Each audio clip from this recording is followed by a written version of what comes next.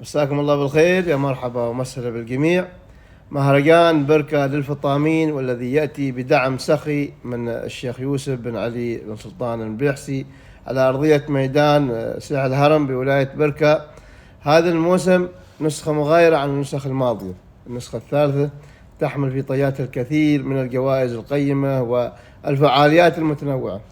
للحديث عن هذا المهرجان بالتفصيل، الشيخ يوسف بن علي بن سلطان البيحسي هو الداعم الرئيسي والأساسي في مهرجان الفطامين، مهرجان بركة الفطامين.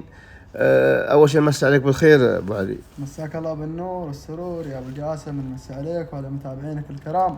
مهرجان كبير وكرنفال وعرس تراثي جميل ينتظر جميع عشاق هذه الرياضة. حدثنا عن هذا المهرجان. والله هذا المهرجان يأتي بنسخته الثالثة، وكما شفتوه بالجدول أبو جاسم، مهرجان يعني بجوائزه بترتيبه وبحضور المشاركين. إن شاء الله بيكون المهرجان متكامل والجمهور. احنا نلاحظ في روزنامة هذا المهرجان من نسخة إلى نسخة تحدث بعض الفروقات وفروقات ملحوظة.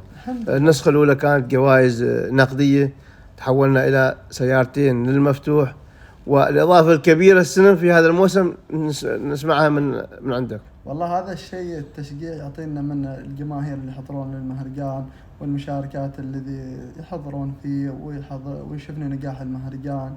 يعني هذا الشيء يشجعنا أن نزيد الدعم ونزيد الجوائز. إضافة سيارات للصعوب في هذا الموسم بجانب سيارات المفتوح يعطي انطباع خاص لدى الملاك، وخاصة في ولاية بركة، والحفاظ على إنتاج الولاية.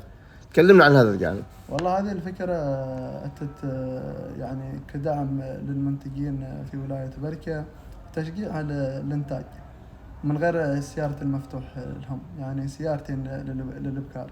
4 سيارات و6 رموز، إضافة إلى الجوائز المالية القيمة في هذا الوقت بالذات. الحمد لله، عسى بالخير وعسى بالتوفيق إن شاء الله، ونتمنى تكون مشاركة طيبة، ونتمنى لهم كل التوفيق والنجاح إن شاء الله.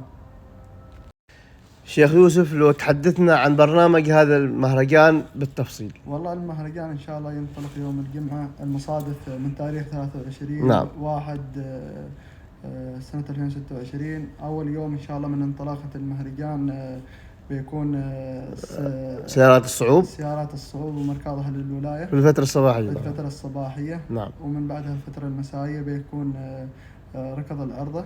نعم. ومن بعد ركض العرضة بتكون في المساء أمسية المهرجان، أمسية المصاحبة للمهرجان. أمسية المصاحبة للمهرجان، عاد من الشعراء والمنشدين والفرقة الحربية، يعني أمسية متكاملة إن شاء الله تكون.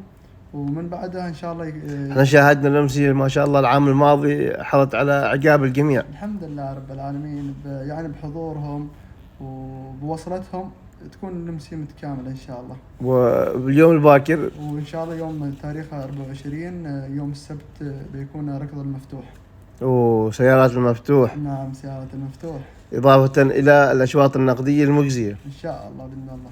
أبو علي، لاحظنا أنكم ما نسيتوا أهل العرضة في هذا المهرجان، والله شملتوهم معكم في نفس المهرجان الركض. والله أهل الأرض ناس غالين ويستاهلون.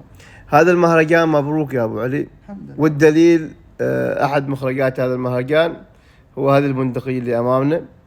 هذا بندقية منصف. بندقية منصف. هذا في النسخة الأولى. النسخة الأولى. نعم. أما النسخة الثانية ابتاعت مطية، وبعدنا احنا ما مخلصين مرة الركض. الحمد لله رب العالمين. بكر الصعاب الأسابق في الصعوب ابتاعت من المهرجان، واحنا ما خلصنا الركض بعدنا. بعد في سومات يعني الذي وباعنا ابتاعنا حلال راحة من المهرجان ومثلا الدار وخارج الدال. الحمد لله رب العالمين. شيخ يوسف، كلمة تقدمها للجمهور العزيز. والله يا أبو جاسم، شوف، هذا الجمهور هو اللي ينجح المهرجان كله، يعني يعطيه طابع ثاني. ونرسل دعوة خاصة من سنابك يا أبو جاسم لمحبينك ومتابعينك في السناب، واللي يعز عليكم انت رياكم إن شاء الله من تاريخ 23 على المهرجان، ومرحبا بالجميع.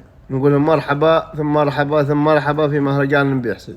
المهرجان الجميع، هذا ما مهرجان البيحسي. هذا من تواضعك الشيخ. الله يطول عمرك يا أبو جاسم.